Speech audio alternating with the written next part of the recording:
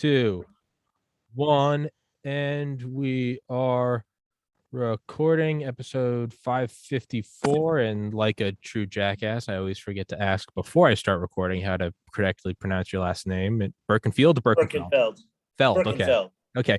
Bradley Birkenfeld, author of Lucifer's Banker, who, if I could put it into like a short, concise way, I have on Dale Comstock a lot. Youngest ever member of Delta Force, was in the CIA Special Activities Division, real life black ops ship, and he was a mercenary. And after those mercenaries failed in Haiti or wherever, I remember he said, if you don't survive the mission to spend your money, then it doesn't matter how badass you looked. It was all for naught. And I think about Jordan Belfort's story, and it's sexy all the way through. And then it's like, oh, but you got fucked at the end. And then your book, which is on Audible, and I put it in the description, is the opposite. You come at the end with the trophy, and it's like, oh, this guy did it. You're the cool mercenary. You survived. But please introduce yourself, man. Sure. It's great to be here, Tom, on your show. My name's Brad Birkenfeld, the author of Lucifer's Banker Uncensored. That was the second edition. We put additional information in there for your audience. Why? Because what had happened with not only Kevin Costner and Leonard Lauder, who were tax cheats, but also Hunter Biden. And it's an interesting part of my book where you might say, well, what's that have to do with UBS? Well, his psychiatrist wanted to be a whistleblower, and then we talk about it in that chapter. But the story really revolves around probably definitely the largest and longest running tax scandal in the world. This involved 19,000 Americans, millionaires and billionaires, who were hiding their money for decades at UBS in Switzerland, whether it was Lugano, Geneva, or Zurich. Now, you had to be pretty rich just in general in America, but then you had to be ultra rich to put additional monies offshore in hidden numbered bank accounts, as these people did. Again, 19,000, 20 billion in assets. That was just one market, the United States, with one bank, UBS. Now, for your audience to understand the complexity and the magnitude of what I'm talking about, let's put a few facts on the table. Switzerland is about 8 million people, give or take, the whole country. Now, in Geneva, there were about 135 banks when I left there in 2008. Today, there's about 75. So you can imagine about a third of their banking industry has been whacked, whether they've gone bankrupt, they've merged, they've sold, and so forth. Now, that's important to understand, because when I tell you 19,000 Americans, so that's one market with one bank, there was 135 banks in one city. So you begin to realize, wait a minute, this is Peru, Mexico, Japan, Germany, Italy, France, Spain, Hungary, you name it. They were marketing around the world to rich clients who were doing cross-border business. So it's really quite fascinating. You're cheating the tax man, you're cheating your wife or spouse, you're cheating your business partner. And why this is important, it's not just about saying, okay, it'd be great to have low taxes. Yeah, everybody wants to pay zero tax. Well, we can't all live in Monaco. Okay, I got it. But on the other hand, when we pay our taxes, we want something back for it. Yeah. We don't just want to be slapped around by these idiots in Washington who can't even tie their shoes. And the problem is that's why people get upset. You don't mind paying taxes in Denmark when you get free healthcare that works, you get free education that works. But in America, they keep talking about this Wizard of Oz fantasy, which will never happen because the country's too big to manage effectively. 350 million people, you can't even agree on little things. So forget about the big issues. So the point being is Switzerland started this banking business in a very unusual way. Now, for your audience, again, and just chime in here when you want to add something or question something. In 1933, when the Third Reich came to power, Hitler ordered anyone to be shot if they moved a pfennig, meaning a penny, out of the country. Now, you might be saying, well, why was that? Well, because they were building for the war effort, they needed every bit of money they could handle. In 1934, the next year, Switzerland in Article 47 passed a law that said we will never disclose the identity of someone who opens a bank account with us. So that was giving people free rein to come over and thumb their nose at the Germans. Well, they were playing both sides of the fence, the Swiss, because ultimately Germany agreed not to invade Switzerland because Switzerland would have blown up all the railway lines and the tunnels, which gave them access from Germany demographically to Italy and the North African theater. So if you look at it from that perspective, you say, I see what was going on at that time. Okay. Then what happened was, who was going to trade with Germany for cocoa, sugar, timber, whatever? Oh, well, it wasn't going to be Belgium, wasn't France, wasn't England. So who was it? It was the Swiss. So the Swiss played both sides of that fence. One, they said we have bank secrecy, but on the other side, we're going to take your gold and looted artwork and all this bullshit and say we're clean and neutral and all that. It's when you said chime in or ask questions, anyone that watches this podcast knows I normally never shut up. So I'm just enthralled right now to listen to you. So if I'm not talking, it's not because I'm not interested. It's a rarity for me to shut up. So I'm just listening to you go, man. Keep going. So this is like a freight train. So you can imagine, this is World War II. This is Hitler. This is the Nazi regime, all of this stuff, the Holocaust and so on and so forth. And it's a very sensitive issue for a lot of people. They lost loved ones and this and that. You had people who fought in the war. This was World War at its worst. Okay. But the Swiss were neutral, and they were this little island in the middle of Europe. Now, after World War II, what happened? Well, of course, they tried to run and chase down some of these Nazi sympathizers and the Nazi regime. Some of them succeeded, and some people killed themselves. Goering killed himself in jail, Hitler killed himself, and so on and so forth. Okay, so it was a very dark time in Europe in 1945. The war was over. What had happened? Germany was decimated. France was still sort of struggling. Spain as well. Italy after Mussolini. The history is quite fascinating. And why do I tie the history? The history is very important here because after World War II, what happened? We had a global growth, if you will, cross-border businesses that just flourished, whether you were in the hotel business or import and export business or in mining business or whatever it might be. Because what happened at that point, if you can think back to that time, it was before we were alive, of course, but then there was this growth period. They had to rebuild Europe through the Marshall Plan. But then all of a sudden, this idea of growing and making money made sense on a global basis. It wasn't just you're isolated in your own country. Okay, so what happened was Swiss bank secrecy made sense. Now, Swiss bank secrecy is similar or analogous to attorney-client privilege, medical privilege, clergy privilege, and so forth. Now, you might say, well, geez, that's an interesting concept. But the problem here is the Swiss took advantage of Swiss bank secrecy and started taking in dictators, porno stars, drug dealers, arms smugglers.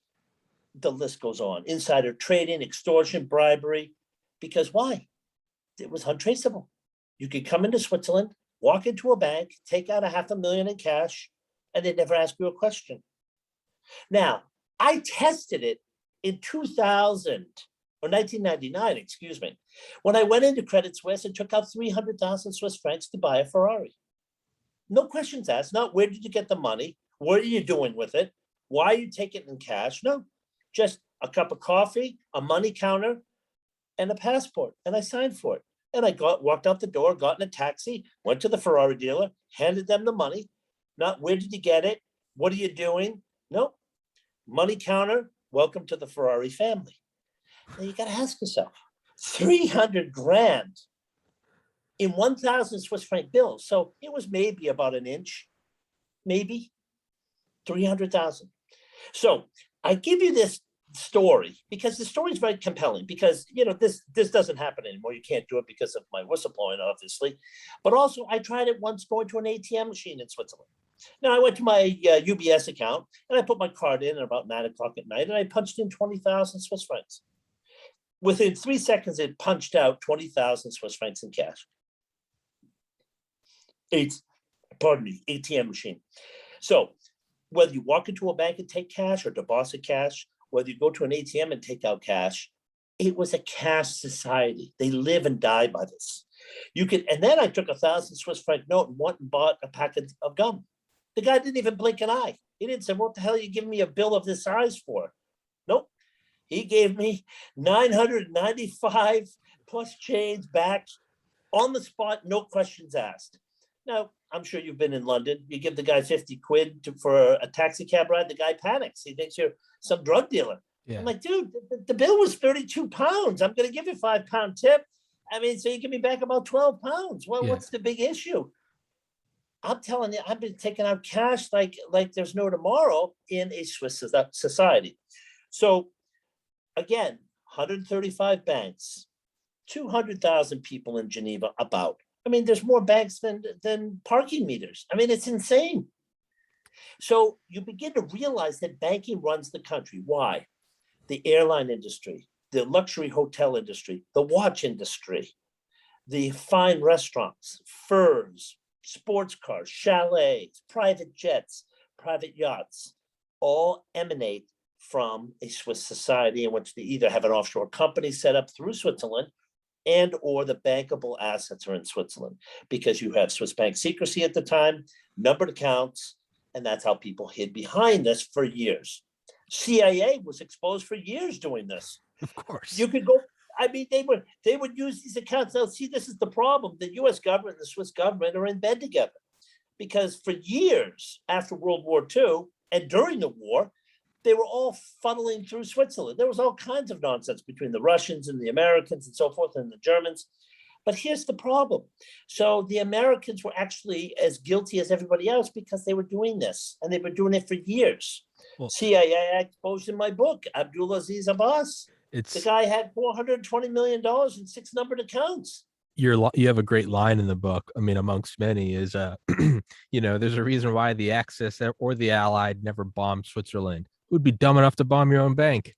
Exactly. Right? It's just like, it's just like, we're not going to do it, right? It's like Northrop Grumman or something, right? Yeah, we'll provide arms here. We'll provide arms there. You need a B-2 stealth bomber. You need a radar system. Like, come on, guys. Like, we can all, I mean, on the surface, it's like, well, we will destroy the Taliban. But it's like, ooh, if we're giving them MRAPs, we need some more MRAPs. Like, exactly. I mean, if they're having parades out there, I tell you, this is another just off point for a moment.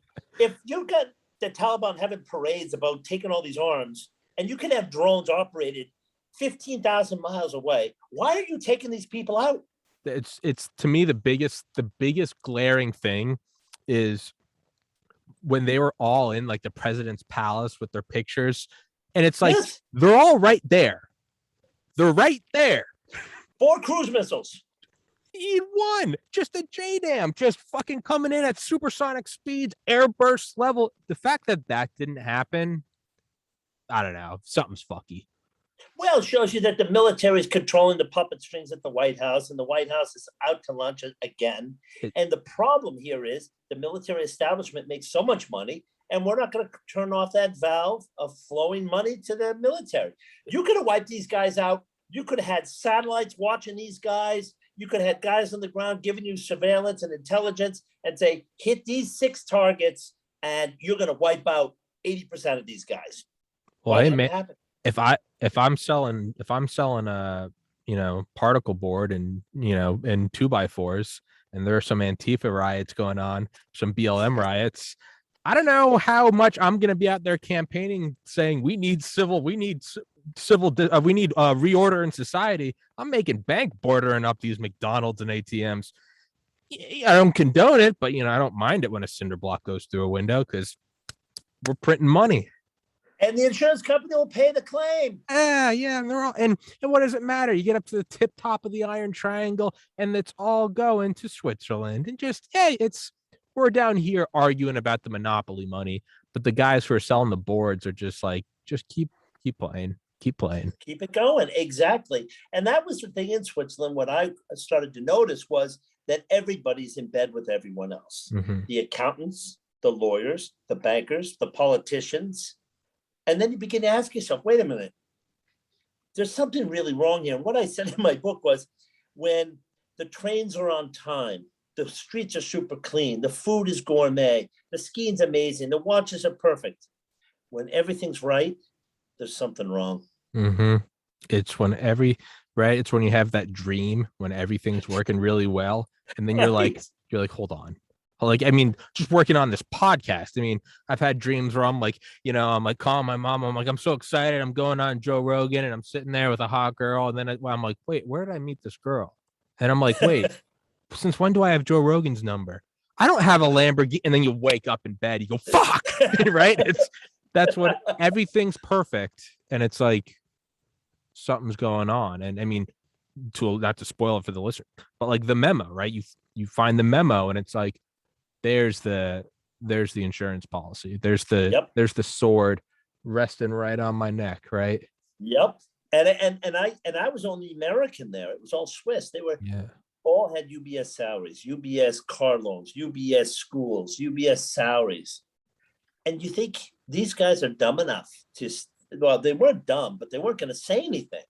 Now, for me, I saw what they were doing. They were setting us up to fall and to fail. So I said, I was never trained on this document. I was never told about this document. I want an answer to the document. And they said, well, you're not getting an answer. I said, well, funny enough, I will get an answer. You may not like it, but I will get an answer. And when I sent it to legal and compliance 3 straight months, I got no answer. It's all documented. I have all the documents. It's there. I gave it to the Senate. I gave it to the IRS, the SEC, the DOJ.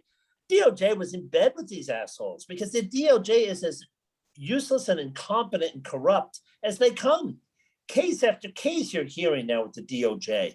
I mean, go read a couple of books called License to Lie by Sidney Powell, fantastic, or The Chicken Shit Club, another great book about the DOJ incompetence, and even The Book of Honor by Ted Gupp.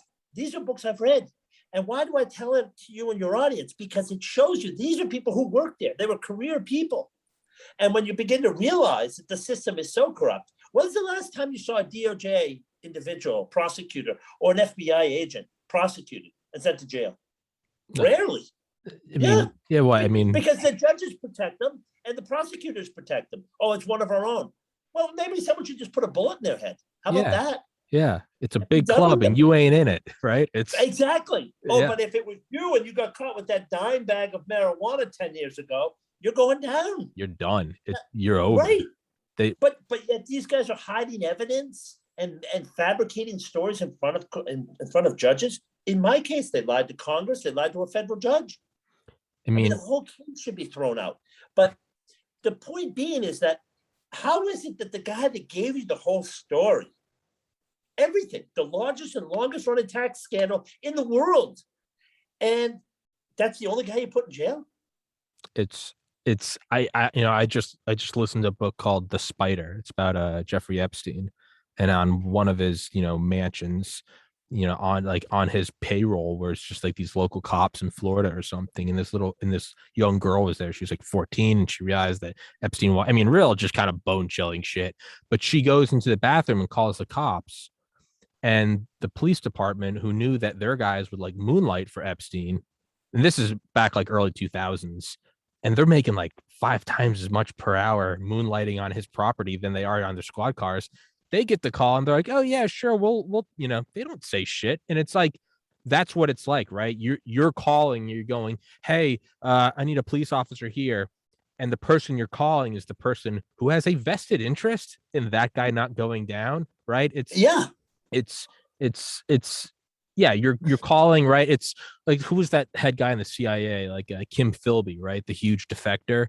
It's like people was it what was there's his initials were AA. I don't remember the other guy, but all the time people were like confessing it. They're like, hey man, I think there's a KGB mole here, and they'd be like, thank you for telling me. But then they were double agents for the KGB, and you get called back to Moscow and just done, right? Yeah, done. Well, I mean, I'll give you 2 great examples, which are apropos to my case. When I went into the FBI in Boston, that was the same FBI office at that very time in 1994, 93, that was covering for Whitey Bulger. That was the same FBI office. And these guys said, you think you know so much. I said, what do you mean? The last time I checked, your job was to enforce the law. So don't be barking at me. And then they came full circle and said, you got to get Department of Labor involved here. And I said, why? I said, because it's ERISA pension fund money. You've got to, they're the ones who, that agency controls that. A week later, they offered me a job. I said, are you out of your mind? This is the last place on the planet I'd want to work. You guys walk around with guns and badges and you think you're tough guys? You're not tough guys. So the next time I came in and I had a license to carry concealed. So I registered at the front desk at the FBI, which is normal. You get a receipt, they take out the clip and so forth, and it's all legal. And they come storming into the room. Like, what are you doing carrying an arm in here? I said, I have something called a license. I am authorized by the state of Massachusetts to carry concealed. What's your next question? I mean, it was like I'm the bad guy. And it just shows them that if they don't have something over you, then their incompetence shows through. Give you another example. The guy who signed the court documents in Florida against me, the U.S. attorney, was Acosta. The same guy that let Epstein off the hook. I mean, this is the kind of shit that goes on. So if I'm such a bad guy and you want to put only me in jail who gave you the biggest case of your career and you fucked it up, then why the IRS pay me $104 million? And that, to me, is the beautiful arc. And I think what you did was brilliant. And it showed, when you're first talking to the guys and you could tell that they had to stick up their ass, they're like, you're just a whistleblower. You're just chasing money. And you're like, why are they so angry? And then what you do is, I think what you did was brilliant in the same way that, like, Snowden, like him or not, just whatever, dumped it all, made himself known, and then dipped out. What you did was, you have to you can't just pull down one curtain, right? You got to hold on to like 10 so they all come down, right? So it's, you go to this, you're like, I want the subpoena, we're going to the Senate. And then he's like, what the fuck are you doing going to the Senate? And you realize, oh, like that girl calling the cops in Epstein, bingo. If she called 4 police departments, that's when you go, not only would someone else come, but they'd go, why did that police department not act? And that's how you fucked them up with that. Well, yeah, you hit the nail on the head. So many people miss that point. The point was, as more people you tell, you can't put the genie back in the bottle. Yes. And I knew the DOJ was so hostile and angry. Why? Because where the fuck have you been for the last 50 years? Stop eating donuts and do your job. Well, now, that's the first thing. You didn't uncover it. That's your job. You're detectives, right? Incompetence, you're being the tax guy. Yeah, okay, but you didn't uncover it. Well, this is going on under your nose. So it took me to come in here and for me not only to tell you, but then to educate you because you're so stupid. And then you still fucked it up. So then, I see what's going on here. So the upper ups over at Treasury and White House said, hey, kibosh this. So Hillary had all of her donors over there. And out of 19,000 names, Thomas, she only gets 4,700. Now, what was that? Like a fishbowl? You just put your hand in and pulled names out? Who picked the names? Do we know they really got 4,700 names? 4,700 names is a 75% failure rate. Quick math. So if you fail 75% of the time, I guarantee you're out of a job. So Hillary doesn't get all 19,000 names. Why? Oh, that's right. It would be the Leonard Lauders, who is a tax cheat, and I've sued him, and his mother, Estee Lauder, who was my account at the bank. She's a tax fraud. Should call her Estee Frauder. Kevin Costner, another tax cheat. I had this information. I gave it to the SEC, the IRS, the DOJ, the U.S. Senate. And if it was wrong, they should have prosecuted me for lying, but they didn't. They gave me a 1-count conspiracy charge to commit tax evasion by opening an account for some guy in California. Which brings us to the next point. Why wasn't I tried in California? Why did you pick Florida? Oh, that's right. Acosta was down there. And you could fix the courts. And you forum shopped it. You're all full of shit. The whole DOJ is full of shit. And you know something? If there's some good people there, you're not good. Because if you see this stuff and you don't report it, then you're as bad as the guys who are doing it. All it takes for evil to flourish is for good men to do nothing. It's it's right. There's like 2 tiers to it, right? The first is incompetence. You're like, oh, these guys are all, butthurt. It'd be like if somebody emailed me and they're like, hey, Tommy, I got you on Joe Rogan's podcast.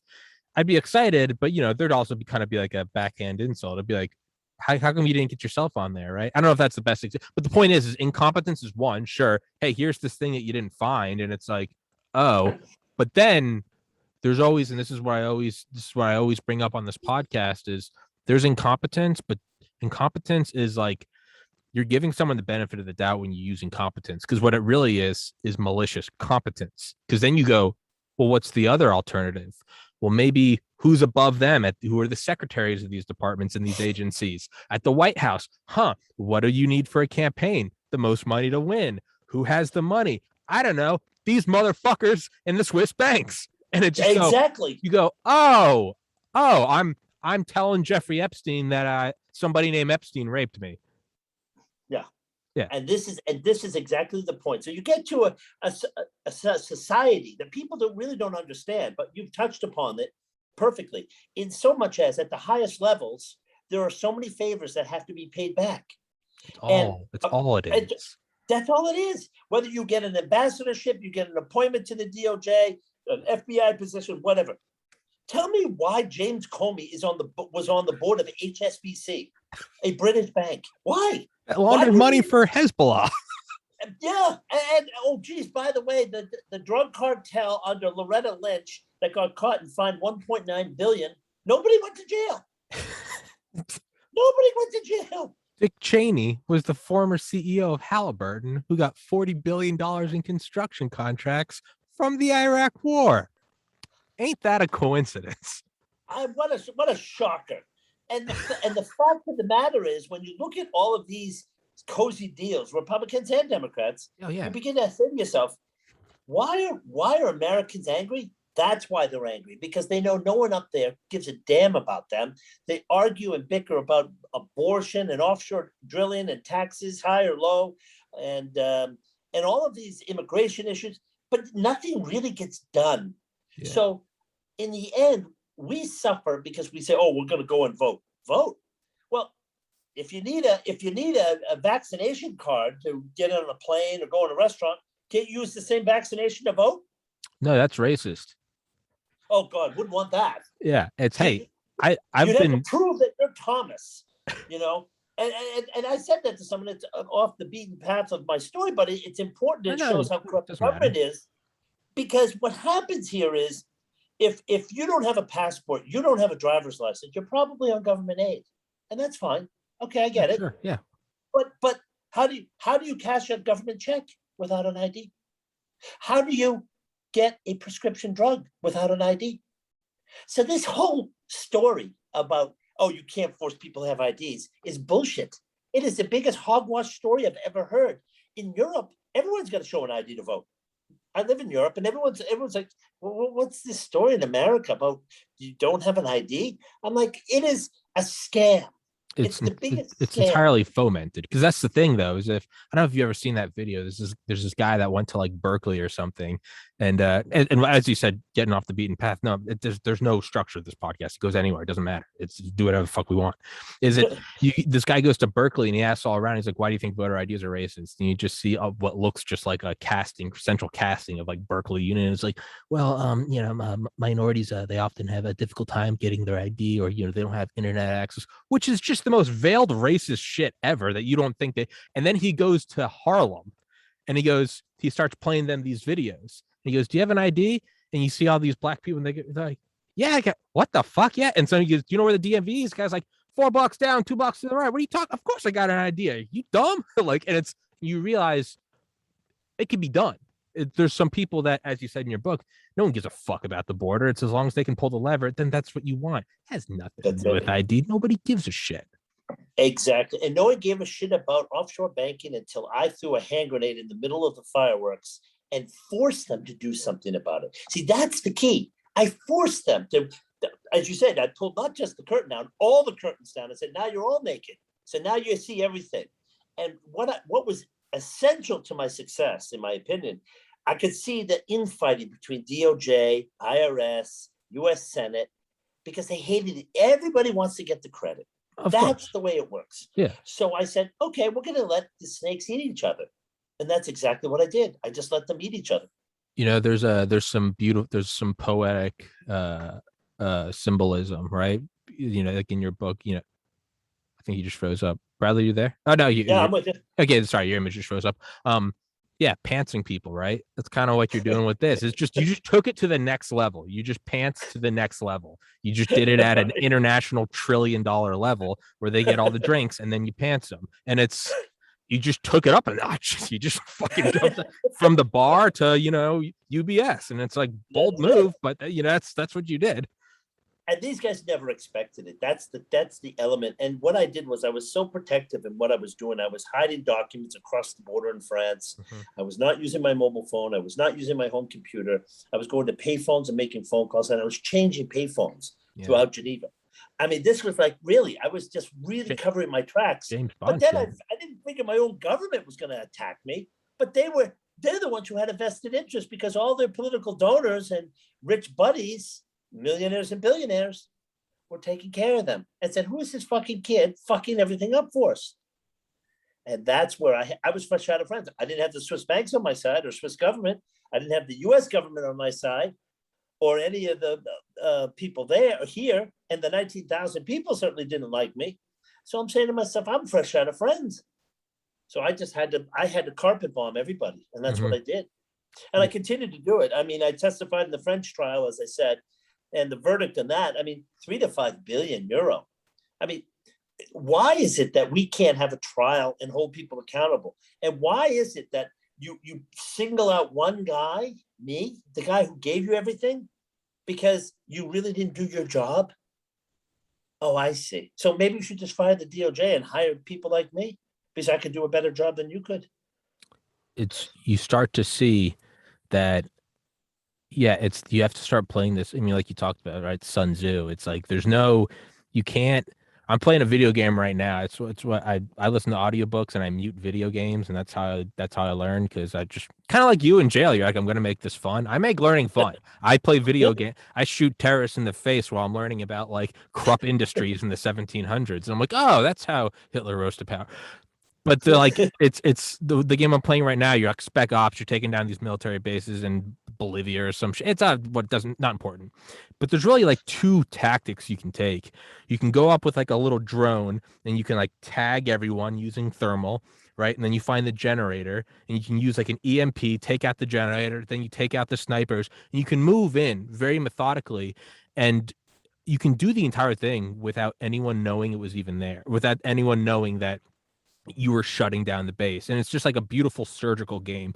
Or you can go fuck it, and you can go in with like a Cobra attack chopper and just start, like Ride of the Valkyries, you just start shooting missiles, and like it's a lot more fun. There's explosions, but it's not the tactical way, and you often don't win. You get killed. And that's what you did. Is you can go out there going, I'm telling on everybody, and they'll find Bradley face down with a bullet in the back of his head. Or you can go in with the thermal scopes and, you shoot for, you aim for the king. You best not miss. Oh, That's what you did. What I did, I was like a submarine, man. I came in, run silent, run deep. And I came in and I just started putting landmines out there. And these landmines started erupting because everybody was doing my dirty work. The Senate did my work.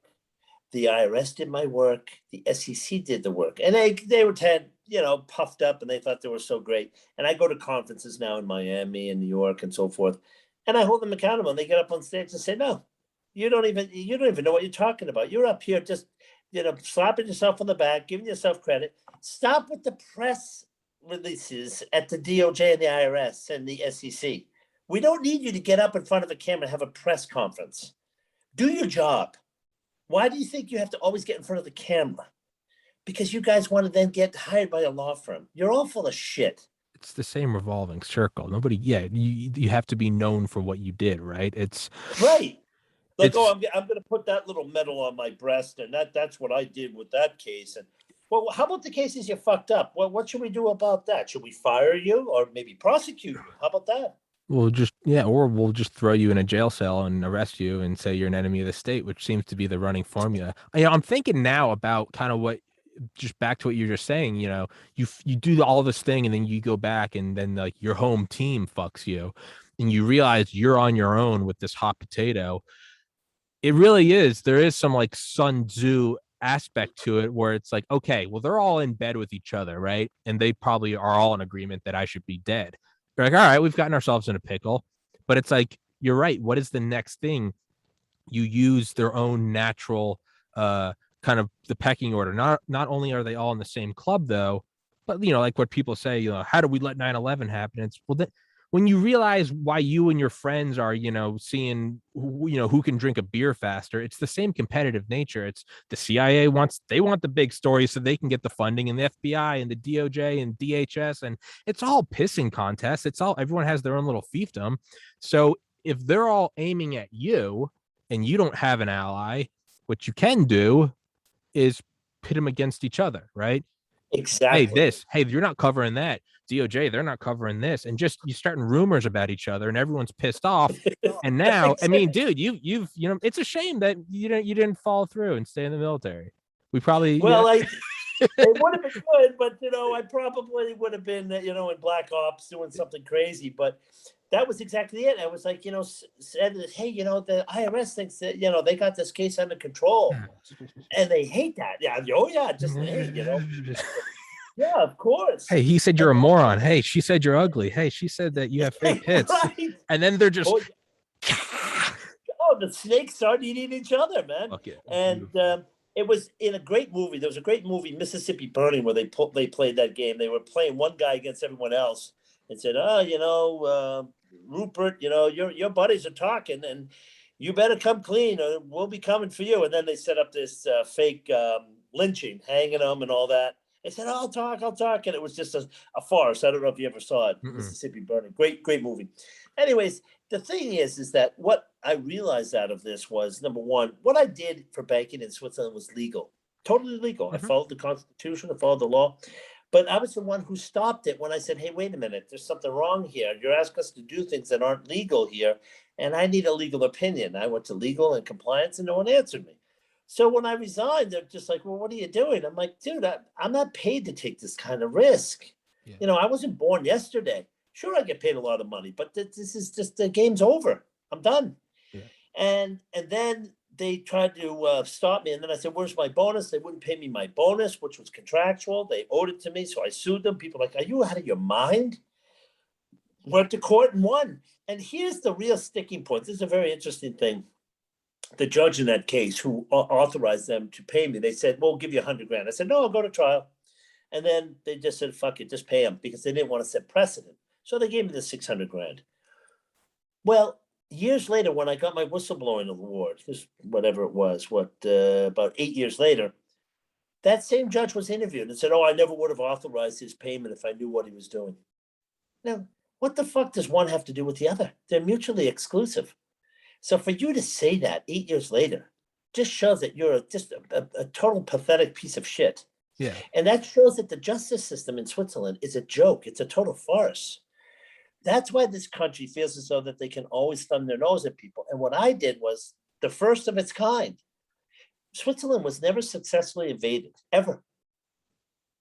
And then I come in as the American and just absolutely just, went postal on everybody. Because I mean, you should have seen people were losing their jobs. Compliance costs were going through the roof. Clients were leaving. And people were coming through the door and saying, hey, okay, I'll give you up the goods. Well, it's a little late for that, isn't it?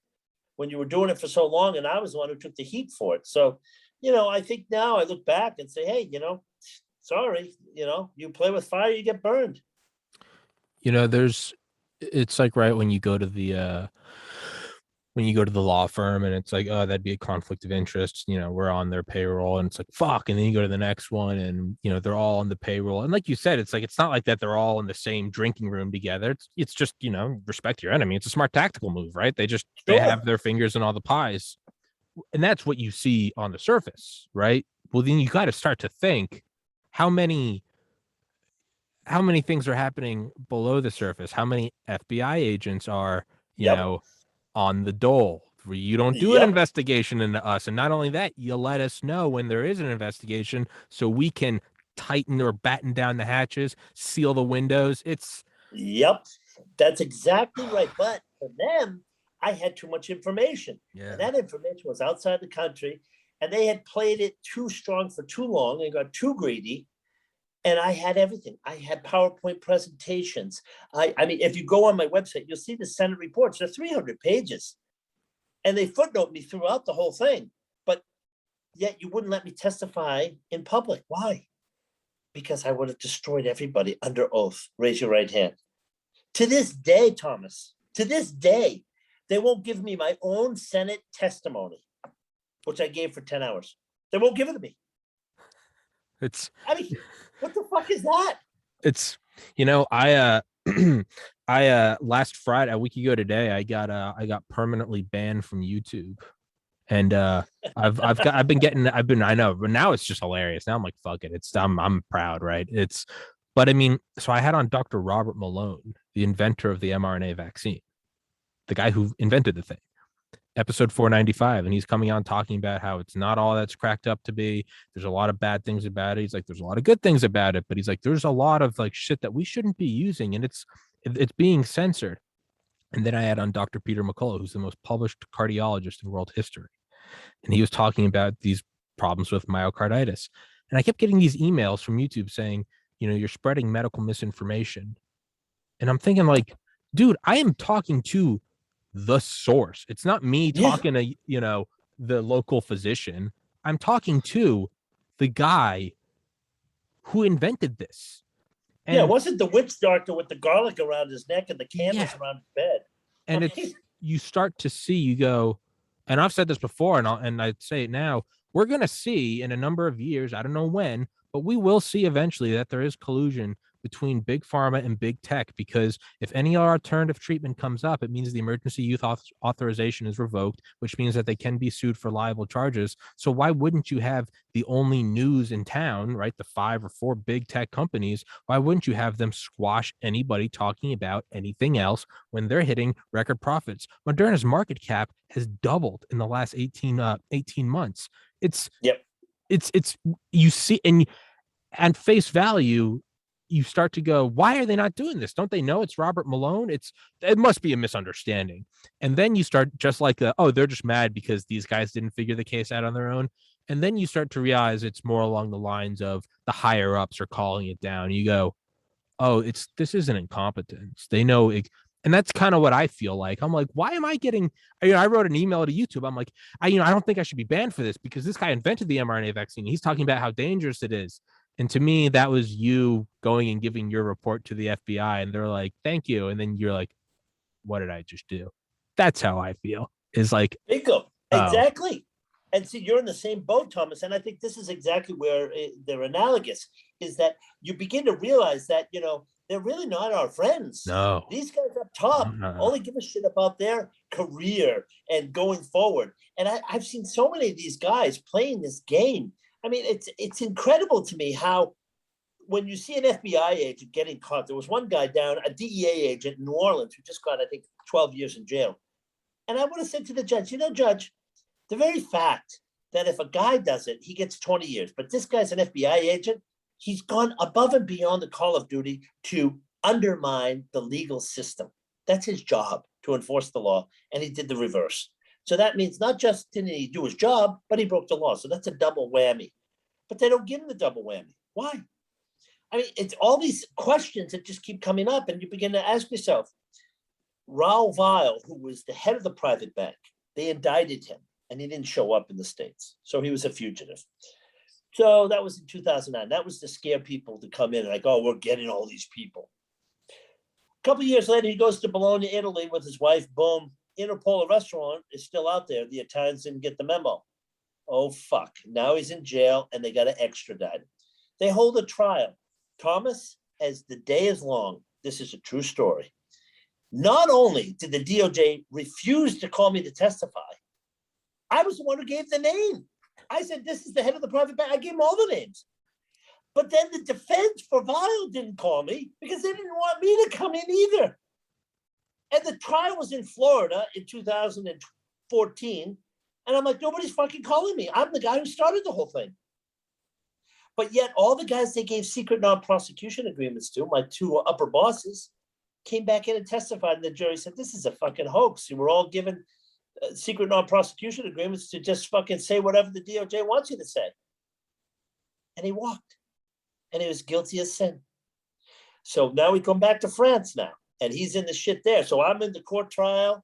There were 28 lawyers for UBS in that court trial. 28, which means there was another 28 back in the offices. So if you're a UBS shareholder, I'm glad they're spending your money wisely. And I wrote a huge one-page article a day before the annual meeting this year and put it in the Zurich newspaper. Whole page. I sent it to UBS employees, clients, shareholders, and Swiss taxpayers. I said, why are you paying for these outrageous fines that the bank just keeps writing checks for? Thomas, you and I go rob Bank of America. We take $10 million tonight. 6 months later, they catch us. We both say we're sorry. We give back 8. We keep 1 million each. I'll do that business all day long. But that's what the banks are doing. The profits they make from this illegal business don't even compare to the fines they get. So they keep doing it. No wonder there's no deterrent and there's a bad precedent. Further, all these legal fees to defend themselves, the Swiss taxpayers pay that because the UBS writes it off on their taxes. So people who had nothing to do with it are paying the bill for the legal fees. And the shareholders are paying the fines. They're like, what the fuck's going on here? That's why the banking system doesn't work. You put Jerry Diamond in jail, I guarantee you this shit will end real fast. And I'd have no problem indicting the guy. Indict him. Say, well, you're the head of the bank. Oh, you didn't know what was going on? Well, that means you shouldn't be in that position then if you don't know what's going on. And that's the problem with the banking system. Harry Markopoulos, a very good friend of mine who exposed Madoff. He's from Boston, good guy, good friend of mine, whistleblower. Said the same thing. These guys it's ingrained, it's incestuous, the criminal conduct that's going on. And if you go on my website, I put the top 10, just the top 10 fines of UBS. Japan, Germany, US, England. It's $6 billion. Why are they still in business? Well, because that 6 billion is right. It's like when like the Yankees, like it's like isn't there like a penalty if you have like a higher payroll than, and the Red Sox do it too, right? Yeah. Well, they find out, they're like, well, hold on, it's $1,000, or it's like, right, it's like an NBA player, and they're like, hey, those shoes, that's a $5,000 fine a game, but Nike's paying them $1 million a game. Fuck it, I'll pay that $5,000 all day. I'll pay it all day. And I like the publicity of the fine. Yeah. Oh, yeah. It promotes me. Well, people are like, hey, he's a tough guy. He's going against them. And there was the Norwegian women's volleyball team, and they were wearing little tighty whities out on the sand, and they got fined like 1,500 euros per girl. So I called my attorney in Norway. They were the first ones who hired me to lecture when I came out of jail. I said, I'll pay the fine for all the girls. I'll pay everything. Because they're doing God's work. They're doing God's work. Right? I gotta step in here and right or wrong. Yeah. It's remember the Super Bowl when you had Janet Jackson have that malfunction. Yeah, the tit got exposed. But what happened with her? Her career was pretty much flatlined, and boom, she's now something. But everyone does this because the excitement, the fact that you can have a controversy makes you more likable and more important. So I think with Hillary Clinton and Barack Obama and Tim Geithner, Turbo Tim, these guys, not one bank was prosecuted, by the way, during the financial crisis. Let's remember that with Eric Holder. Not one. But yet you got the whistleblower. Boy, you guys are fucking really Dick Tracy, the top-notch guys. And on top of that, Eric Holder was the guy who pardoned Mark Rich, who recommended that to Bill Clinton. Mark Rich's attorney, by the way, had an account at UBS Zurich, Bob Tomajan. He was our neighbor down in St. Bart's with my father. Yeah. It's in my book. It's all there. And it's just incredible. So if you had gotten Mark Rich and didn't give him the pardon, you would have had his attorney, Bob Tomajan, who had about $20 million at UBS Zurich. Yeah. It's right. And the other thing about the fines is like for sports, it comes across as like, right, good publicity, bad boy image. For banks, they love it because it can look like, all right, shit, you got us. Yeah, we really hit them hard. We fined them this much. Well, that looks great because it deflects from how much money they're making on those numbered accounts. Exactly. And I will give you the best. There's two articles I'll give you. First one was an article, which is on under UBS articles. It's the very first article from 2004 when I was working there. New York Times. And the article is very simple. It says, UBS fined $100 million for sending foreign exchange transactions to Cuba, Libya, and Iran, and Yugoslavia. But let's focus on Cuba, Libya, and Iran. Now, I'm at my desk reading this, and I'm like, what the fuck's this? First of all, 100 million, red lights go up and say, well, why 100 million? Why not 85.7 million or 103.2 million or whatever it is? Nobody says 100 million. It just, the round number doesn't make sense. Okay, that's the first problem. Some asshole with DOJ is trying to get his name in lights. Second thing is no one went to jail. Okay. Now, what were they doing? They were sending millions of dollars to these embargoed countries, which they were not allowed to do, to Cuba, Libya, and Iran. This is 2004. Okay. No one goes to jail. They give them $100 million fine. Now, the Swiss National Bank had to know UBS was doing this because they clear monies out of Switzerland. It's like the Fed knows about all the banks. Okay. Who represents the US interests in Cuba, Libya, and Iran? Switzerland. So if you indict UBS, you're indicting the Swiss government, which would never happen. And that's why the whole thing's corrupt. That article says it all. If you know what you're talking about, which I just said to you now, and the facts are there, you can check it yourself. This is exactly what's going on. Just find them some money, make it look good, and move on. Because we're doing all this other shit for you where you fucked up in Cuba, Libya, and Iran. Oh, really? How nice. It gets better. The smoking gun. Thank you, Julian Assange, who I met at the Ecuadorian embassy twice. And I know they were bugged. And I know the CIA and MI5 was across the street. And I gave him the finger walking out. Yeah, fuck you. And I gave him 10 grand cash. People say, well, how can you do that? I can give anyone I want money. You can do whatever the fuck you want. Yeah. Nothing, no law against that. I figured. And he said, well, why are you doing this? And I said, I'm doing it for a very simple reason. I said, there was a document on your files you released, and I put on my website. He slid it across the table. And I looked at it, I said, yeah, that's the one. It's on my website. You know what this cable is? It's a CIA cable. I have some of my friends at the CIA, went through the State Department and all this crap. And it's a one-pager. And no one ever expected to see this document. And in it, Hillary Clinton talks about settling the UBS case for political reasons. We need a political solution. Quote unquote, says it 3 times in the one-page memo. Do you know how they settled the case?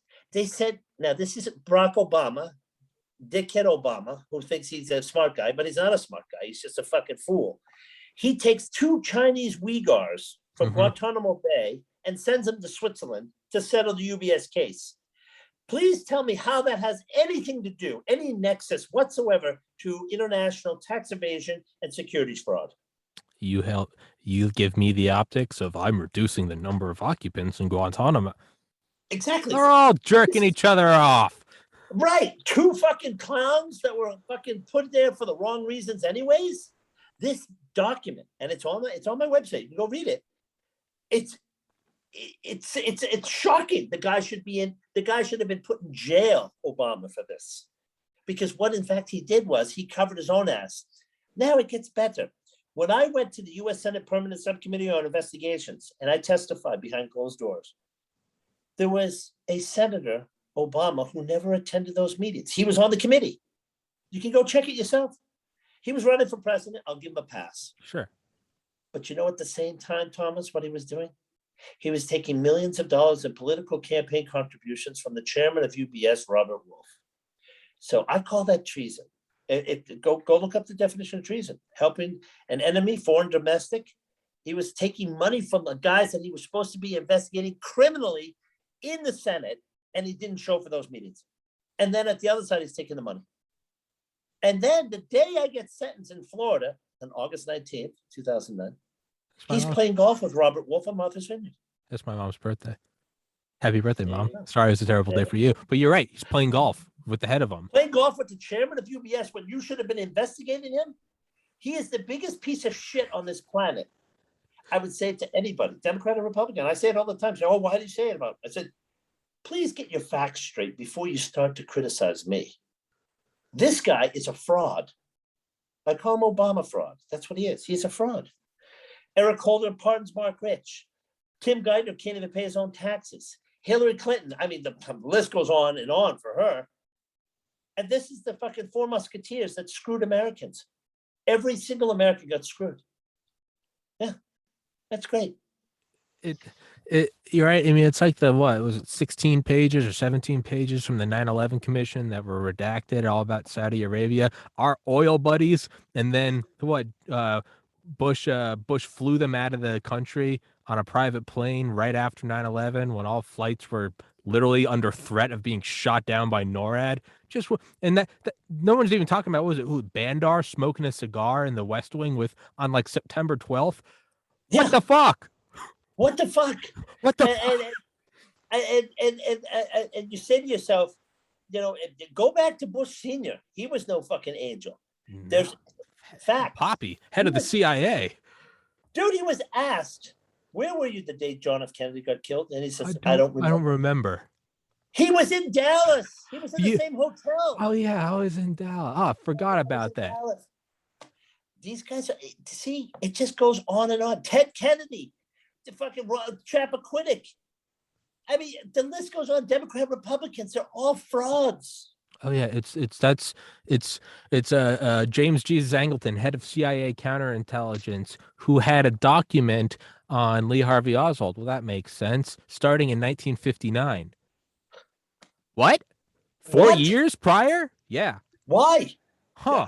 Yeah. That's very odd. And then when later questioned about it, I believe in one of his testimonies, it was, did the company whack Jack? Did the CIA kill JFK? To which he said, and I'm paraphrasing, but almost verbatim, the agency, the CIA, is a large mansion. I know not what is in every room. A simple no would have sufficed, but I mean, right. What a creepy fucking way to say, yeah, we shot the sitting president. Yeah, but what song and dance is that? And I was just in Greece with a good friend of mine. He's a CIA whistleblower, John Kiriakou. You got to get him on your show. He's a great guy. Can you get him He's on? the one who exposed the waterboarding. I've heard. Yeah. Can you get him? And then what's the other the Bernie Madoff Thomas guy? Drake? Can you get those two guys? Do you think you can get them on here? Yeah. Fuck yeah. Yeah. And so I'm with him on this boat. We went.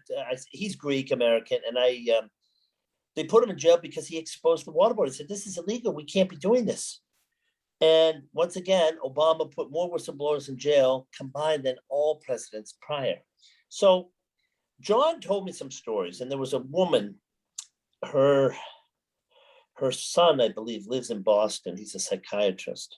And he wrote a book called, her name was Mary, I forget her last name. Anyways, she was having an affair with John F. Kennedy. Uh-huh.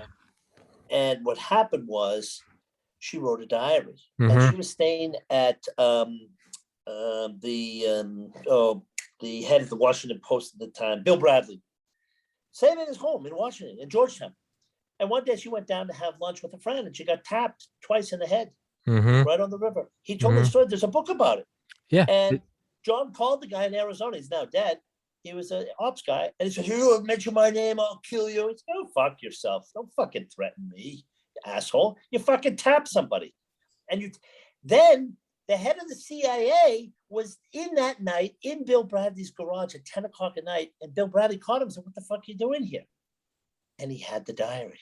James Jesus Angleton. I've had on Jefferson Morley, who wrote the book The Ghost, about you. There's a whole chapter on that where it's like, dude, what? It's like, why is he? And it's apparently it's Angleton there, like, oh, I was just perusing, and it's like, you're just, what are you doing in my garage at 10 o'clock at night? That's almost as weird as smoking a cigar with Prince Bandar the day after 9/11. Exactly. You got it. Things that make you go, And they can't cover everything up. So then they get caught. They come up with some other song and dance. So I think the thing is, again, these books, Ted Gupp, The Book of Honor, that's a great book you should read. Actually, John knows him. I really want to meet him because I read his book several times, and it's a fantastic read. Why? Because he goes and investigates all the stars in Langley. You know, it just has a year and it's got a Uh-huh. star for a Yeah, fallen served in agent. silence. Yeah. And they said, don't write this book. I said, no, I'm writing the book. And he wrote it. And boy, what a hit this was. Unbelievable. The Book of Honor by Ted Gupp, G-U-P.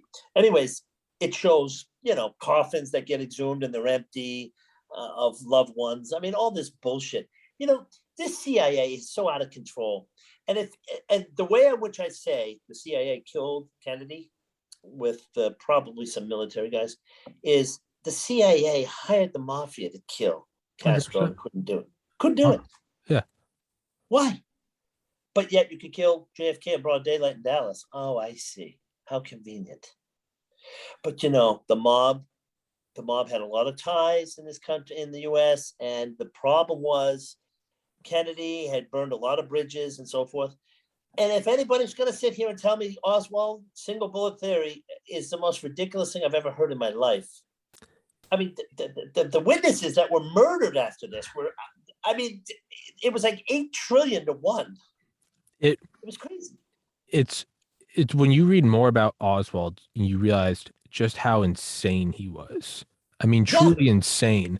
Like, I mean, some of the things he used to do is he would run around his apartment, jumping from like the ground on top of a couch, and you know, like a 4-year-old. And when Marina Oswald asked him what he was doing, he said he was exercising his leg muscles so that if he ever decided to hijack an airplane, his leg muscles would be strong. It'd be one thing if he was just hitting the gym doing squats and that was his answer. That'd still be weird. But just run, and there's like one day he was just doing it. He just did it one day and was like, I just got to get this guy was fucking nuts. Could he fire a gun? Sure, probably. Yeah, he could do it. Who couldn't? Anybody who was in the Marines shot a gun. Yeah, but why was in the Marines? Yeah, and then what didn't the head of the Secret Service tell the guys to get off the running boards on the side of the Cadillac that day? Huh, a little bit interesting. Why would you do that? Didn't JFK also like a week prior sign a bill about, you know, returning the US dollar? Well, not returning, but he wanted to start issuing American notes backed by silver. That's a little odd. Didn't LBJ rescind that in the air with the coffin on the plane? Yeah, exactly. Huh. And geez, weren't they gonna shred the CIA into 1,000 pieces? Splinter into 1,000 pieces and cast it into the wind. Didn't give them the air support at the Bay of Pigs. Jeez. Oh, wow. How interesting. Yeah. Huh. LBJ. And George Bush didn't know where he was. I know where I was when Ronald Reagan got shot. I was making a phone call to my mom at the dentist's office. That was just Ronald Reagan. I was 11 on 9/11. I remember sitting at a desk next to my friend Michael in Miss Carr's math class at Our Lady of the Assumption High School, or a middle school, 5th grade in Atlanta, Georgia. I mean, I remember when JFK Jr., right? That was the plane crash. I remember I was like, what year was that? 95, 96, 97? I was born in 90. I remember that. I remember watching TV and it came on and like, even I recognized the name and I went and like told my mom, you don't know where you were? I mean, what kind of bullshit line is that? And even Hoover even said, Bush is there in the hotel where the CIA is operating from. I mean, and the Secret Service. I mean, it's a joke. You want to go down a rabbit hole, you know? So it's one thing that James Jesus Angleton had a file on Lee Harvey 4 years before the assassination. J. Edgar Hoover had a file on Kennedy before World War II started. That's a fucking rabbit hole. Granted, the son of the Kennedy scion. Sure, maybe you're just keeping tabs on, you know, any potential blackmail. I don't know, man. But this is what happens. You know, people listen to our phone calls. They can listen to whatever they like. I mean, the problem is these guys are overpaid babysitters. Yeah, maybe they've done some good things, but you know something? The bad has outweighed the good, in my opinion. And look, I'm not unpatriotic. I'm not some communist. I'm not some leftist wing guy. I'm just saying, hey, call a spade a spade. You know something? You guys got to be reeled in a bit because, you know, you're off the reservation. And you've really fucked things up royally. Geez, 9/11 is just one of them. How about the bombing up in Boston, the marathon? I was at that. I walked by the bomb. Weren't those guys? Didn't the KGB warn the FBI about these two guys saying that they're like extremist nationals, and the FBI was like, don't worry about it. Yeah, don't worry. Yeah, we got it under control. Yeah, you got it under control.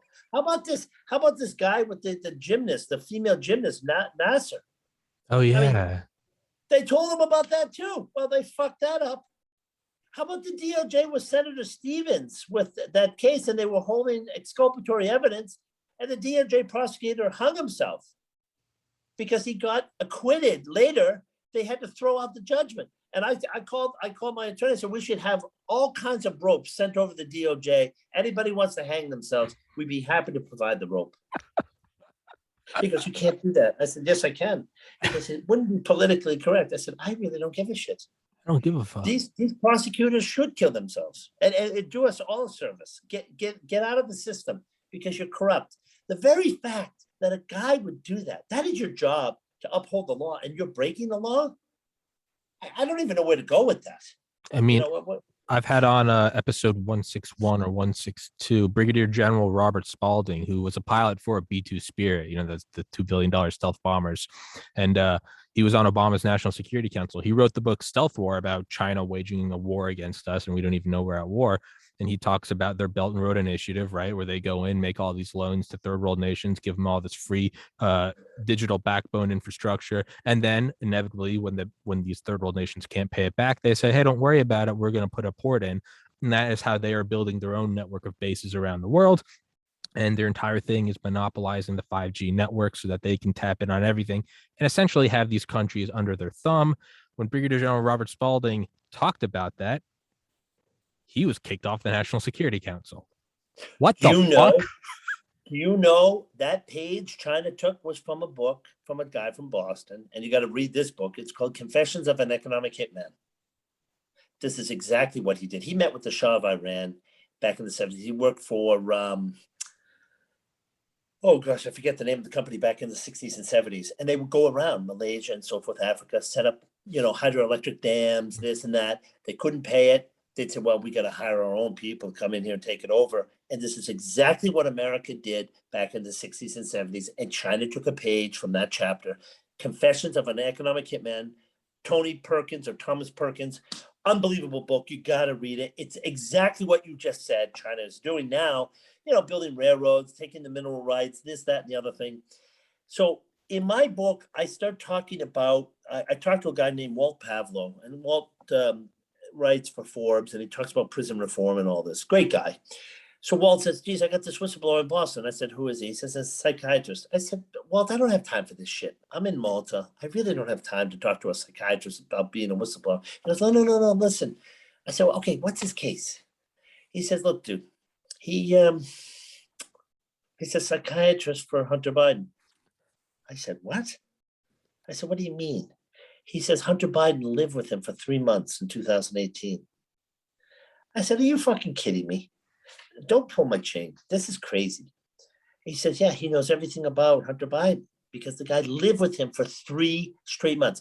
I don't know relationships that last 3 months, let alone a client living with their psychiatrist. He gets better. I fly. You cannot believe it's in my latest my book.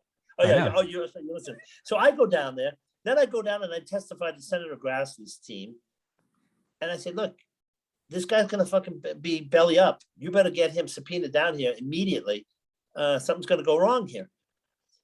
So we had met about 3 weeks before at Keith Abloh. Keith Abloh was the psychiatrist and so forth. Gave my book, blah, blah, blah. And he said he wanted to be a whistleblower. And he blew up these meetings. So I went and testified under oath for 2 hours. I fly back to Boston. Walt, my buddy who introduced me, calls me and says, you won't believe what happened. Turn on the TV. I said, what do you mean? He says, the DEA just raided his home. I said, raided his home? Why? So I called the Senate. I informed them. I said, see, this is what I'm telling you. This is what's going on. What did they do? They took the notes, the diary, and the laptop. And that's the end of that. 3 days after I testified at the U.S. Senate. Are you kidding me? It's crazy. It's this stuff in a kind of a beautiful way. It's led me back to like faith, because everything implies something else, right? We're doing a podcast right now, so that implies that an hour ago we weren't doing a podcast, right? This water bottle is almost empty, implying that it used to be full. When you see horrendous evils and unjustness, to me that implies the inverse. If that evil can exist, then there has to be good. That's the only way I stay sane with all of this. Is I'm like, if there's this amount of evil, right? If there's a Marianas Trench, then there's a Mount Everest. If there's a dark night, then there's a sunny July day. The only thing I get out of this is I go, well, then that means there's got to be good. And some people might say that's optimistic. That's the only thing keeping me from going insane. So I'll take it. But and hopefully you'll find that. I mean, that goodness might be in Bangladesh or sure. in Joburg or whatever. But I agree with what you're saying is that there's two ends of the spectrum. Why do you think they created heaven and hell? I mean, to scare people and say, well, if you're good, you go to heaven. If you're bad, you go to hell. Okay, this was, ancient times. Today, there are some good people, but the problem is whistleblowing. This is the core argument, is that, as I say it in all my meetings, I say, just, you don't need whistleblowers if you'd stop breaking the fucking law. It's simple. End of story. Door closed. Put a lock on it. Throw it in the ocean. But unfortunately, every industry, and there was a report done, every industry has 20 to 30% corruption. Construction, military, finance, medical, legal. It's all there. And it's been proven. You've seen it. And my point is, I think we need more whistleblowers. And that's why I'm promoting this more and more. And I've been doing a lot of work and probably opening up an office internationally, which will be a global presence to say, we're here to change the laws. We're here to protect whistleblowers. We're here to pay whistleblowers. If you don't like it, lump it. Sorry. But the thing is, that's the only thing that holds these people accountable. Mm-hmm. And now everybody, the buzzword around the world is whistleblower. Well, I was one of the first ones, and certainly the biggest one on the crime. I mean, we brought back 25 billion and counting. One guy.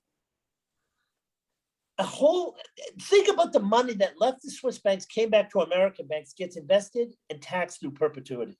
Think about that. I didn't get any food baskets from the IRS, but I've done all this work, and you think they could give me the credit and say, "Hey, this is the guy that really made it happen," but they can't even come to grips. I meant, oh well, he went to jail. Well, no shit, because you fucking ganged up on me. A conspiracy charge? Are you fucking joking? I didn't hide shit, and that's why they won't give me my Senate testimony, which exonerates me, and that's where they're full of shit. But I'll spend the millions of dollars you gave me. Thanks for that check. I appreciate it.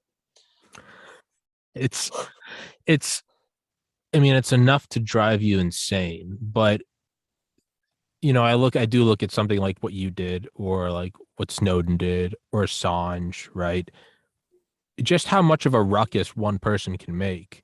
You start to realize that this facade of the impenetrable deep state that controls and sees everything, they control and see a lot. Sure, that military industrial intelligence complex, it ain't something to ignore. It's a machine.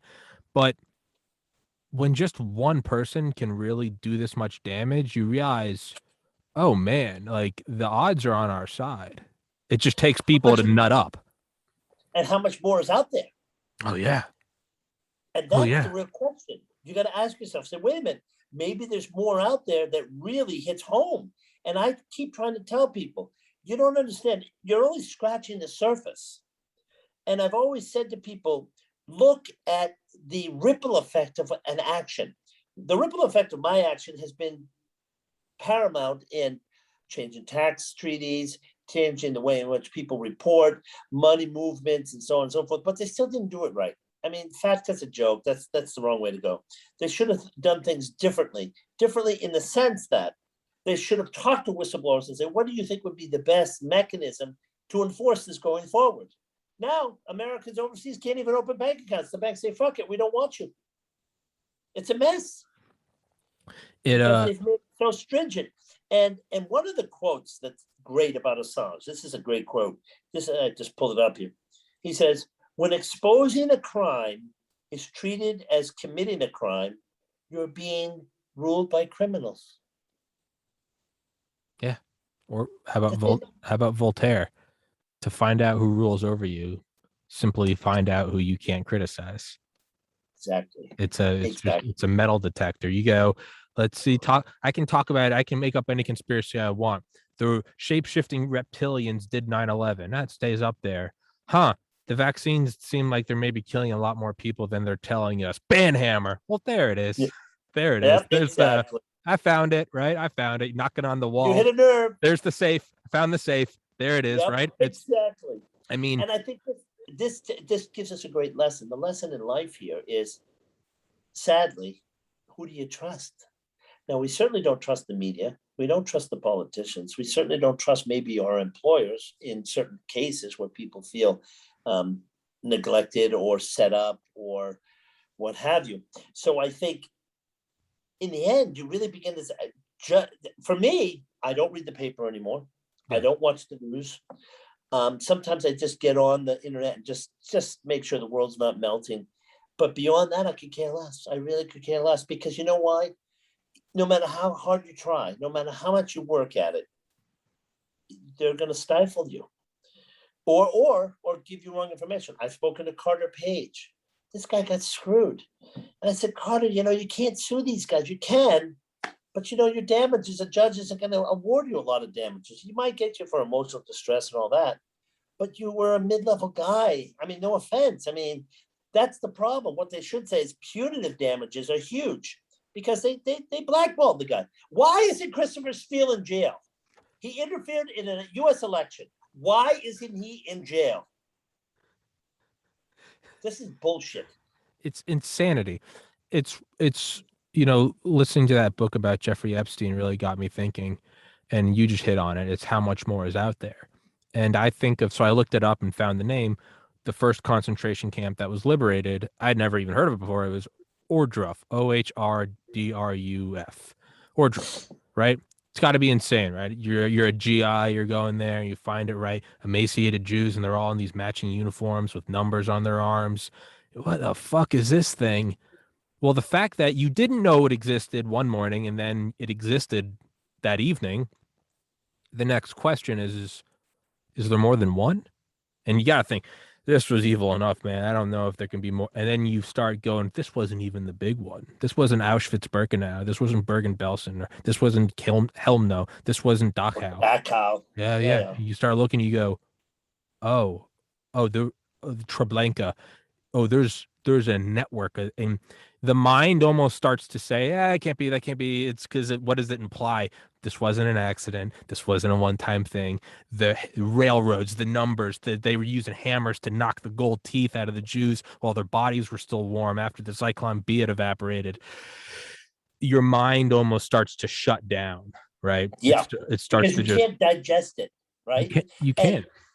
My uncle, he was the highest ranking general in the state of Connecticut.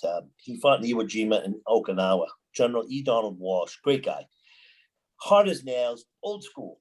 And he used to take me to the officers club. I met astronauts and this and that, and all that kind of stuff.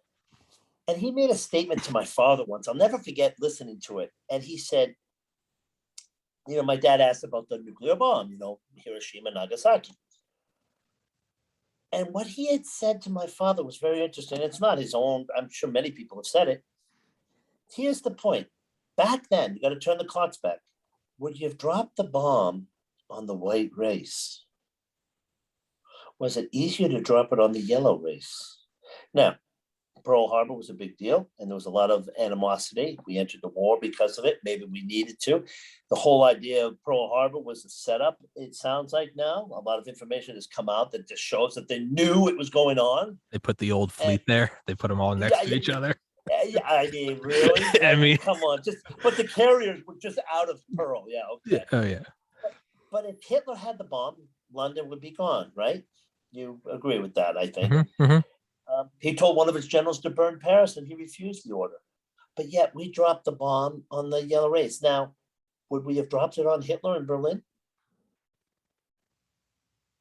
Who knows? I never thought about the yellow that. race. The question's always, should we have dropped it? You're right. Would we have dropped it on anyone else? Exactly. Well, wiped out Berlin. Berlin would have been fucking evaporated. I mean, they would have won the war overnight. But the war was pretty much over then. It was the Japanese who were not surrendering. So we hit Hiroshima, which was the place that built the planes that hit Pearl, ironically. I mean, the history's fascinating. But then they hit Nagasaki. I mean, they didn't think we had a second one. What, you want a third dose? So, I mean, the Japanese were really violent people. I mean, they just totally raped and pillaged all of Asia. So I don't shed a tear per se over dropping the bomb, because more GIs would have died. Let's just call the spade a spade. I always, sorry to interrupt. I always use this argument. My dad's dad was 18. He was going to be sent over for the mainland invasion. Nothing special. 18. Let's call it what it is. He would have been mowed down stepping out of the troop transports. I can't have any other argument because I won't exist to argue if that didn't happen. So, but sorry, go on. No, but you're right. I mean, so we sort of go and touch upon these tangents of, I think what we're talking about here between, say, Swiss banks and maybe wars and so forth, is that the underhandedness that goes on within our society, whether it's, and I say this to people, this is the other thing I say to people. I say, is anyone here who's got kids? I say, yeah, you've got kids. I said, Miss, you've got some children? Yes, I do. I said, do you tell them to steal candy from the store? She goes, no. I said, do you tell them to cheat on their exams at school? She goes, no. So do you tell them to punch the student when they're playing football or soccer or whatever? She goes, no. I said, that's very good. I said, why do you do that? She said, well, I want to raise my child properly. Very good answer. Now, can you answer another question for me? If you're telling your children not to do this, why the hell do you do it in society as adults? You tell the children not to do it, but yet you're doing it. I mean, if you're doing bad stuff at a job, not her personally, but Sure. So we tell the children not to do these things. Don't steal, don't cheat, don't punch. But yet in society, we're taking the kickbacks. We're doing the accounting fraud. We're doing the bank fraud. We're doing the medical fraud. We're doing that. Well, you're a hypocrite and you're a double line bastard. So that's really the essence of what we're confronted with. The innocence of young children. Oh, we have to protect them. But yet we're not doing this. We're not practicing what we preach with our children if you have children. So I think the problem we have is, how do you eradicate that? And the only way to eradicate it in the society is, the cops are going to say we're under budget, we're corrupt, or we don't have the staff, or blah, blah, blah. Yeah, okay, dog ate my homework. Bring in a whistleblower. Bring in 10 whistleblowers. And then they'll give you the story from A to Z. They won't cherry pick it. Like I didn't cherry pick it. I gave the fucking full Monty. And that's what they didn't like, because all of a sudden it's like, oh shit, now we're screwed.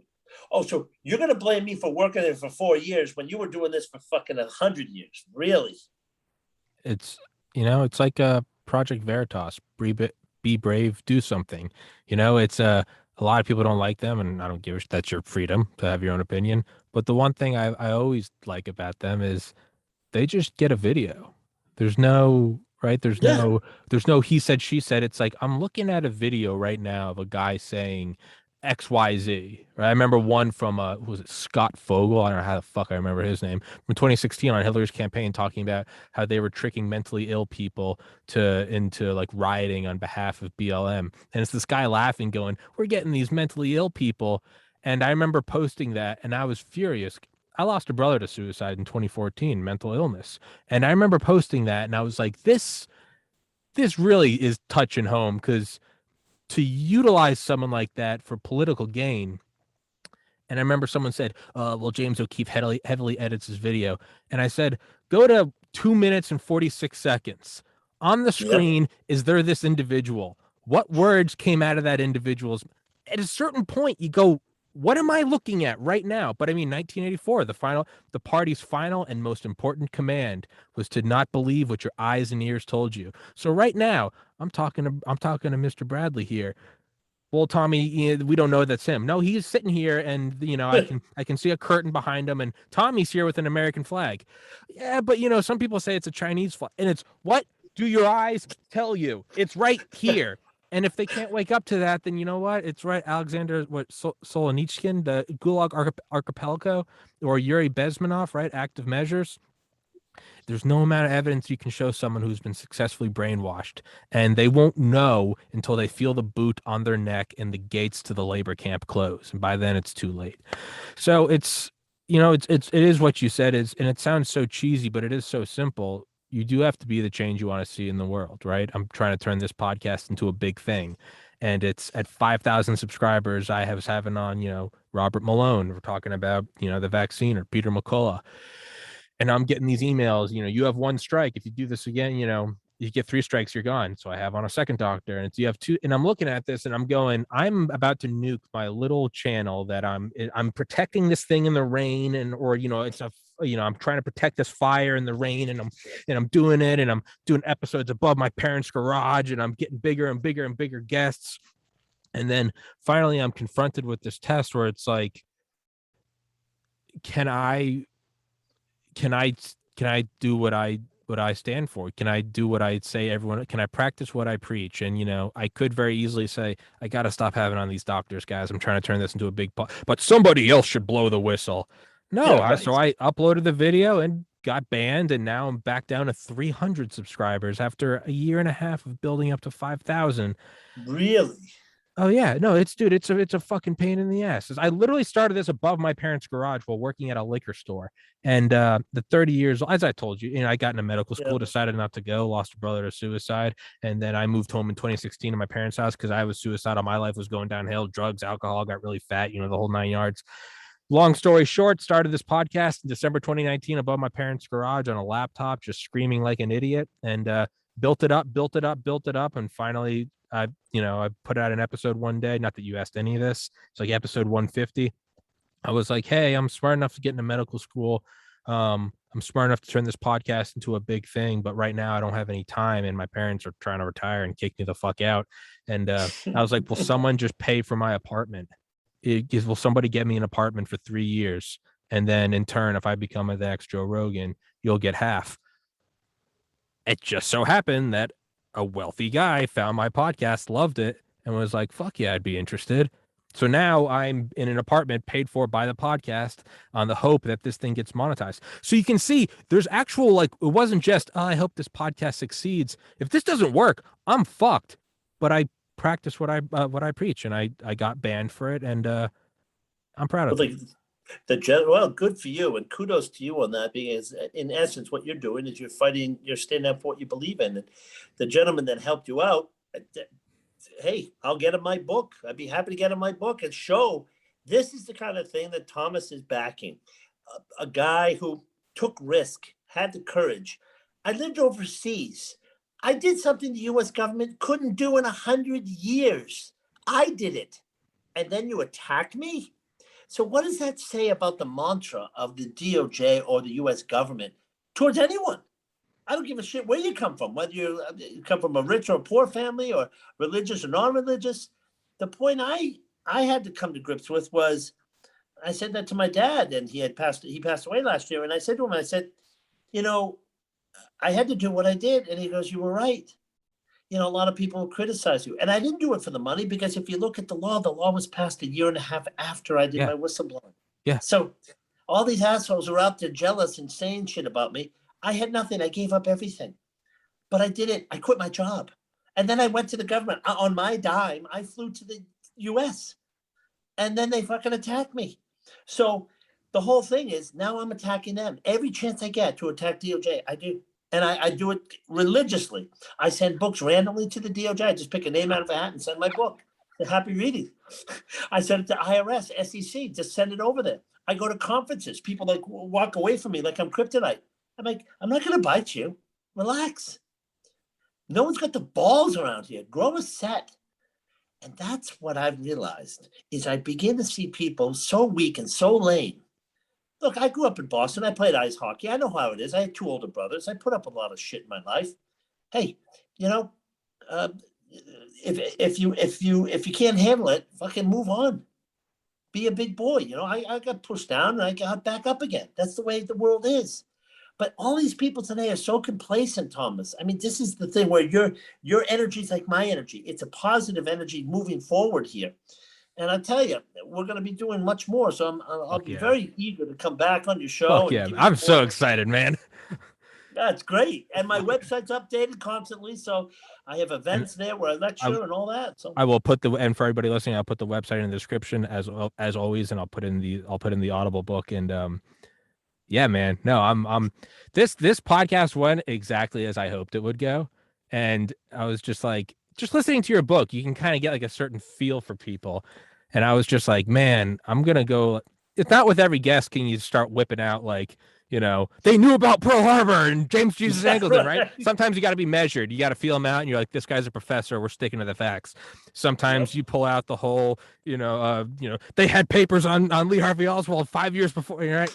If I can vibe with conspiracies and start yelling about the CIA with someone, to me, I'm like, all right. But I'll back it up. And here's the thing: what proves my story is, above and beyond everything else, is nobody would publish my book in America. Yeah. I remember I was at St. Martin's Press, and they said, and I had it vetted by literary attorneys in New York. And they said, we're going to need 18 months. I said, you don't listen very well. I told you I wanted out before the 2016 election. And they had like a year. Oh, no, we're going to need 18 months. I said, it's very simple. You're fired. And they walked right out the door because they were all Clinton supporters. And I'll end your podcast on this note, and I'll send you an email of a document, which was on donaldjtrump.com. Donald J. Trump had a website with all kinds of things, and he had 4 quotes there. And the 4 quotes quoted an article from July 30th, 2015 in the Wall Street Journal by James Grimaldi. And it talked about the Clinton corruption and their ties and all this stuff. Well, my attorney and I met with James Grimaldi in Miami, Florida, and gave him that article, but kept my name out of it. So that article was then used by Donald Trump on his website to come up with the term crooked Hillary. Fuck, and that's yeah. That's a fact. That's the mic drop. That's the fuck. Fuck yeah. Dude, I'm going to send you the 4 quotes. You can see it. Ed Henry, Fox, and then James Grimaldi. And my name doesn't appear. Because I didn't want my name touching that article. But yet, I'm in the background, and I got the bellows on the fire. And I'm heating it up. And that's where crooked Hillary comes from. And I'm telling you, if that didn't stick like glue, and thank God she didn't win. I'm not saying Trump is like the best in sliced bread, but something, when he says something, he does it. And he wasn't part of that political elite. He had never held public office. Sure, he's going to make mistakes. If you or I were president, I'd make mistakes. How about this? When you have to appoint an ambassador, there's 192 appointments you have to make. I don't have 192 friends, let alone appointing, you're the ambassador, Thomas, to Ireland. Your friend Mike will be Hungary. The other one to South Africa. That's a full-time job. That's just the ambassadorships. What about, Federal Reserve? You've got the military, you've got economics, you've got Congress, you've got all these other issues pending. And you're telling me that a guy who's never held public office did a pretty good job where they attacked him from day one when he came in? Why? Because Hillary didn't win. That's why. And they were bitter. Yeah. Pelosi and all these people, bitter. Yeah. I remember thinking when he got in, I was like, the one thing that first kind of started to turn me on to him is I was like, in my short life, I've never seen both parties attack one person so vehemently. Exactly. And I was like, that's what's getting interesting is I was like, it's always one or the other, right? It's the puppet show. When they were all like, fuck this guy, I was like, well, then I want to hear him out. It's remember when Trump said to Bush, he said, well, they attacked 9/11 on your watch. No wonder they didn't like it and they didn't want to invite him when his father died. Well, fuck you. Bury the old fuck. It's like what Bill Burr said about Trump. Bill Burr's like, up until Trump, he goes, everyone, the media kind of controlled it. It was because they could just slander or they could put a halo above anyone. But what Trump made everyone realize was this cage that the media had was actually just kind of like a square made out of tape. And all Trump did was step outside of it. And people realized, it wasn't an iron cage. It was just a line on the floor. And they went, you called Rosie O'Donnell, or you called women fat pigs. He's like, just Rosie. And everyone realized they're like, oh, fuck. He's not playing the game. And why do you call the virus the China virus? Because it originated there. Well, much like the West Nile, the West Nile virus. West Nile, Ebola, SARS, Spanish flu. The Spanish should be up in arms. Oh my God! I mean, it lacks common sense, Thomas. And these points are so riveting. Why? Because as Trump did, the one thing I think he did better than anyone was when the government was shut down and Pelosi was about to take this big trip over the Middle East. Your trip has been postponed. I have that letter printed on my refrigerator door like an A for effort. I love this letter beyond belief. Yes, it's just the amount of shit that, you know, people, there is like an undercurrent where you got to go, we're never going to have a shit poster meme president again. It can't be done. Just like the fact that you could just see him and he's like, Kim Jong-un's fat and stupid. And you're like, what world are we? And it's fucking hilarious. What I did want to say is yeah, we'll wrap this one up and I'll email you. We'll set up another one.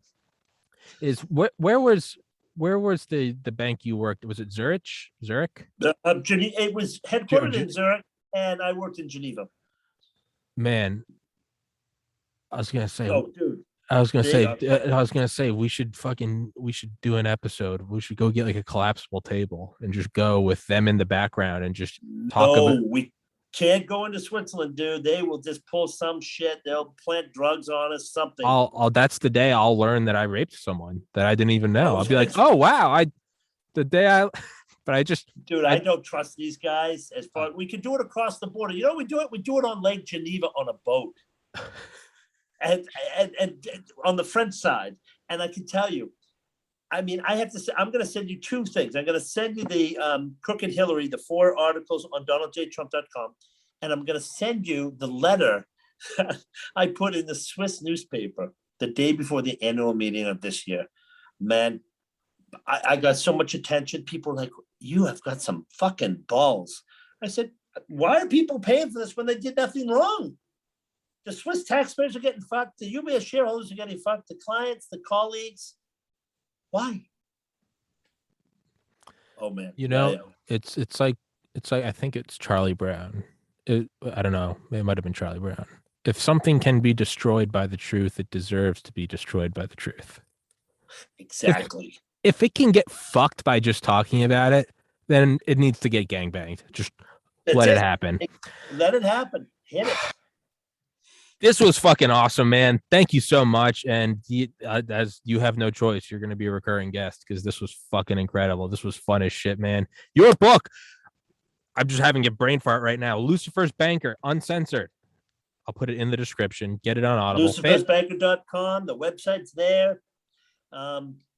Maybe we should get together in the States when I go back that way. Dude, please do. And then we can both be killed by a CIA car bomb together. But hey, it'd be an honor.